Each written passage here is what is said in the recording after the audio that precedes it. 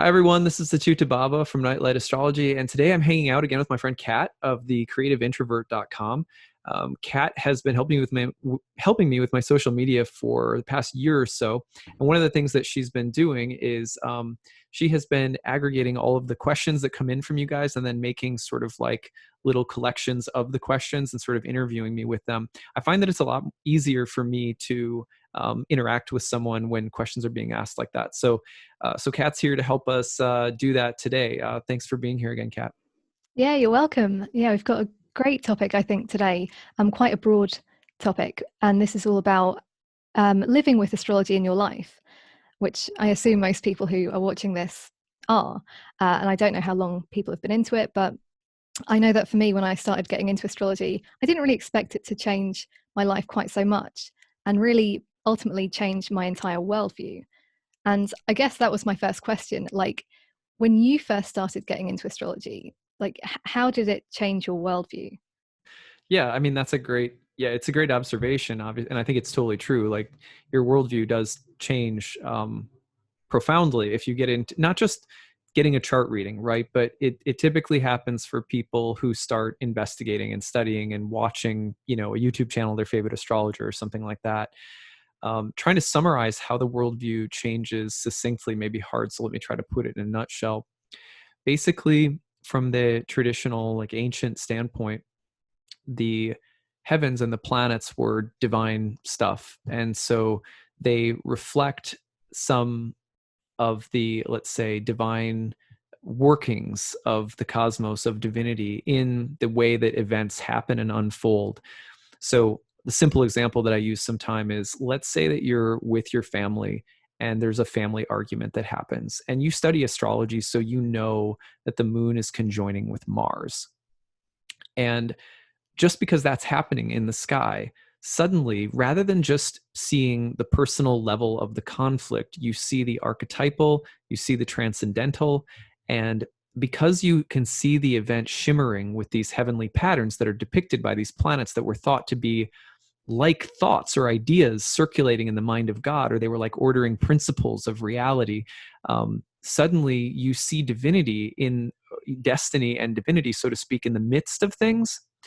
And that starts giving you, it's trippy, right? Because you're in the midst of something that's happening in the world, but you're seeing heaven in your midst. And over time, that usually has the effect of spiritualizing a person's life, which can express itself in many different ways. People can get more interested in, depth psychology or yoga or whatever, but it tends to make people start seeking spiritual reality in other ways as well. Yeah, it definitely did for me. It as soon as I started to realize that it wasn't just some kind of psychological tool that we could use, and started to ask those bigger questions, and that can be quite startling. So I just kind of wanted to know, to let people know out there that you're not alone if you've got that kind of existential crisis going on when you first start getting into astrology. Yeah, totally. And I mean, the psychological level of it is really important. I think the distinction is that what we're really saying when we get deep into astrology is that it's more than just another fun personality test, like an esoteric personality test. That it's like, as Carl Jung would say, or James Hillman, or some of the great modern depth psychologists, that what we're talking about is being able to see divinity in the midst of your own psyche. You're starting to see these heavenly archetypal patterns even in your own behavior. And so whether you're seeing it in the conflict at your home, or you're seeing it in some way that you tend to react to the world around you, you start seeing everything, including your own psychology, from this sort of transcendental perspective. Yeah, and I think we've touched on why it can be maybe a positive thing in somebody's life in terms of changing their worldview. But there's also, less subjectively positive parts of it, right? So things like the emotional burden that comes along when you start getting into astrology, and you might see something that might look like a scary transit coming up, whether it's in your life or in the life of a loved one.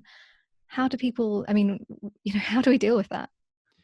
Yeah, I mean, well, that's where we start getting into, that's why it's so important, really. That, I mean, I joke around sometimes and say that astrology is like a gateway drug to spiritual life, because in a sense, you can't just look at transits and do this sort of correlation. Like the planets correlate symbolically to things that are happening. Okay, great. But can it help me in any way to navigate through those events? And also, how do I make sure that this tool doesn't become a source of anxiety for me?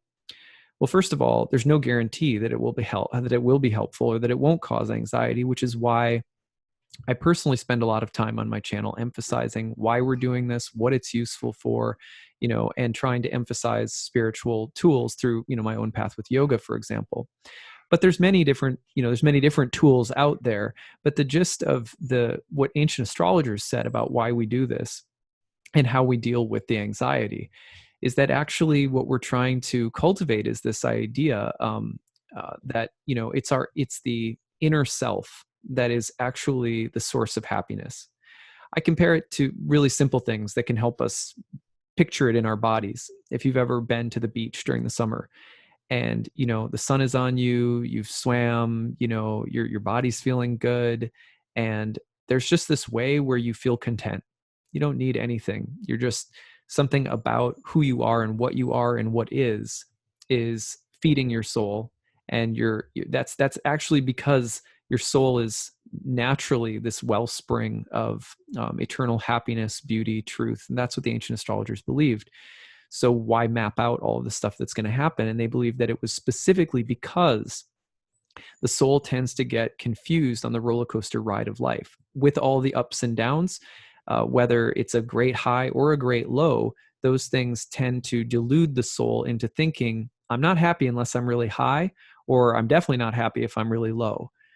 But if we know in advance some of those highs and lows and we keep practicing equanimity, oh, something really great happened. That's great. Maybe I didn't even deserve it, or maybe it won't last that long, or how could I use this in a way that's really constructive so that I don't get too high and just fall out of my center?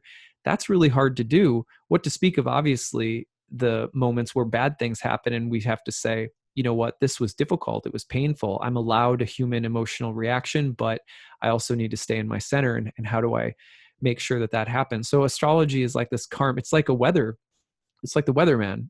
We use that service so that we can plan, prepare, and interact with the natural elements. Well, there's also karmic elements that the soul has from previous lifetimes. Knowing that equips us to practice equanimity. But if people are coming into astrology, like it's a casino, and they're putting all their money on the table, being like, just give me something good, just please, nothing bad. That approach to astrology is really going to string people along and actually increase their anxiety over time. That makes me think of things that you've said before about people asking things like, how do I make the most out of this transit or whatever's happening? And you being like, it's not really about making the most out of things. And maybe you can talk about that more, but I'm just thinking about the weather analogy and how, if the weatherman says that it's raining, you don't think, how do I make the most out of the rain? Well, maybe some people do. Maybe you want to collect the rain, but maybe you just take an umbrella. Right. Yeah. I mean, being the best, I mean, there is an answer to how do we make the most out of something. And it is to respond to it with, like, this is the answer that comes from the Bhakti yoga tradition. Anyway, once you get into this part of the question, you're really starting to dive into the way that different philosophical and religious schools have responded to that question. Okay, there's karmic weather. How do I make the most out of it? Well, it depends on what your goal is. If your goal is material, meaning increase material satisfaction, decrease material discomfort, the advice is going to range from person to person. You know what I mean? It's going to be very highly subjective. If it's spiritual, if the question is, how do I use what's in front of me to enhance the happiness and, awakening of my soul? Well, then typically what we're going to have is, okay, well, let me tell you about the planet. Like if it's a Saturn transit, if it's a Venus transit, whatever the transit might be, we use the outer planets, if it's a Uranus transit or whatever. This is the nature of the planet. These tend to be the shadow sides that we can get grabbed by unconsciously when we're not participating and not recognizing the presence of the weather around us. It's like being out in the rain and not realizing it's affecting your mood. When you know it's raining, sometimes on those days, it's nice to cozy up. Like when my daughters, when it's raining and dark outside, like it's kind of fun to take a little bit of time off from work and like cozy up with them on the couch and watch a movie or something. So just kind of knowing which planet you're dealing with at any given time, and knowing how to recognize, especially when it's going to take you out of your center, what kinds of things take you out of your center. And then also, how can I recognize this planet and treat it like a guest? In the ancient world, there were very deep rules and practices when it came to entertaining guests in your home. And the reason for that was that a guest coming from anywhere could also be a god or the messenger of a god. So we also have to treat transits not so much like what can I get out of it? How does it serve me in like my modern self-actualization, sovereignty, and self-empowerment, but also thinking of it more like a person. I mean, when someone comes over, I don't go, yeah, well, like, how are they here to serve my self-actualization? Instead, I say, oh, they're a guest. What do they want? What do they need? How can I serve them? How can I be a hospitable presence? And whether that's a god in the psyche or in events in the life that a god represents, asking the question, how do I serve this particular archetypal configuration, is going to go a long way. Yeah, I really like that idea. I think that's helpful. And I guess the more we personalize the planets, the less they just become something to be scared of. I mean, I'm obviously thinking about a couple of planets in particular, but that seems to be helpful. Yeah. And okay, so I'm thinking about when we're really getting into astrology. So let's say we're kind of taking it to the next level and it's becoming a really big part of our lives. And we want to, or kind of have to tell friends and family at some level what we're getting into. And we don't think our friends and family are going to be that open to the idea. So basically, like, how do you come out as an astrologer? That's such a good question. I get that so often from my students because at first it's like, oh, it's a dalliance, it's like this little thing that I'm into. And people are really fine when you're like, I'm just sort of into astrology. It's fun. It's a hobby. People are like, pretty forgiving. Like people collect. I remember one of my babysitters collected like the Coca-Cola polar bears and Santa Clauses, and she had like seriously like 400 of them. I mean, and she had a whole room in her basement set up, and everyone was just like, "Oh, that's kind of cute and silly that you do that," but like that's your thing. So I feel like when it's a hobby, that's how people think of it, and there's not a big deal. But once it's like I have a website, I'm offering readings, suddenly people are like, do we need to kidnap them in a van and like deprogram them, or like people really freak out. It's unfortunate. It's also understandable on some levels. So I always tell my students, like, start rather than feeling persecuted, which is normal. Start by trying to understand why they might be feeling threatened, and there's so many different reasons, but the gist of the truth of it, in my opinion, is that the reason that people are threatened is because astrology starts breaking the mind and the heart open to spirit, to transcendence, and that naturally, astrology takes us from feeling like we're at the center of things to making us realize that we are a part of this great, mysterious, celestial, machinery. It's beautiful. And that there are larger forces and laws at work karmically than we understand, that a person needs to be more responsible, that everything is not in their control, that there is divine forces or spirits. These things fundamentally offend a lot of people because it's a real challenge to the ego. But if we can focus on the fact that it's an understandable fear that people have, and try to understand the fear that's underneath the surface rather than taking it personally, because it's not personal. It's really something that's happening within their psyche. So it really helps. So that doesn't mean it won't hurt. That doesn't mean it'll be easy, but that's the number one piece of advice that I have, is try to practice compassion and try to imagine why it could be threatening for someone. Also, let's just be honest. People sometimes have really legitimate reasons for not liking when people come out with astrology, because there are a lot of just batshit crazy astrologers out there who aren't doing real astrology, or like just really misrepresent it. And then people go home and they read and it doesn't sound very accurate, and they're not doing anything that really shifts the perspective for someone.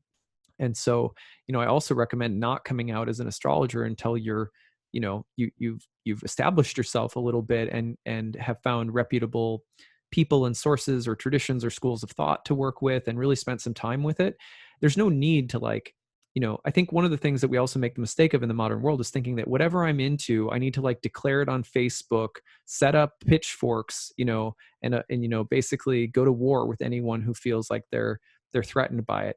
And we don't. We really let it cultivate in your heart. Don't cast your pearl. Let it develop over time, and naturally it'll start coming out.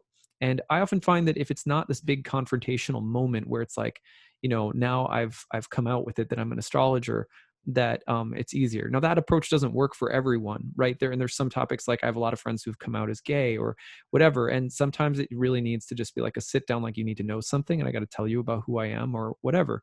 But a lot of cases with astrology, I think it's take your time and don't feel like you need to confront people with anything either. Yeah, for me, it was just having a lot of jokes made at my expense, including when I told people in my family that I'd passed your course. And I was like, really excited. One was, did you predict that? Another one was, did you win that certificate in a fun fair? And one was like an image of that.